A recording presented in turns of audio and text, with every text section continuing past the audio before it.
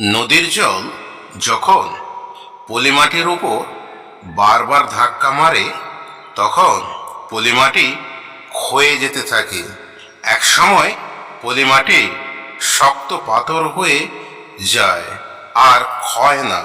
তখন জল জোরে ধাক্কা মারা সত্ত্বেও পলির শক্ত পাথরে ধাক্কা লাগে। জল নিজেই ছিটকে অনেক উপরে জলকণার পরিণত হয়ে নিজের গায়েই পড়ে যায়।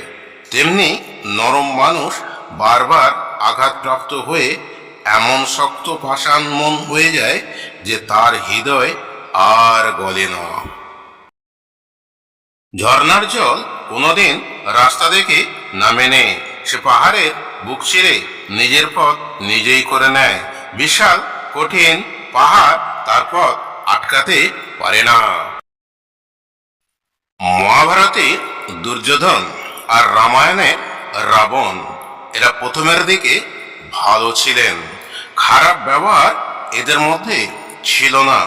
এদের কানে কূটনীতির বিষ ঢালার পর এরা মহাভারতের দুর্যোধন পাণ্ডবদের শত্রু হয়, আর রামায়ণের রাবণ রামচন্দ্রের শত্রু হয়ে যায়। তেমনি প্রত্যেক মানুষের মনুষ্যত্ব প্রত্যেকের মধ্যেই দেখা যায়। এরা খারাপ হয় না। এদের কানে বিষ ঢালার পর মানুষের কাছে মনুষ্যত্ব হারিয়ে যায়। তাই মানুষকে হঠাৎ দোষ দেওয়া ঠিক নয়।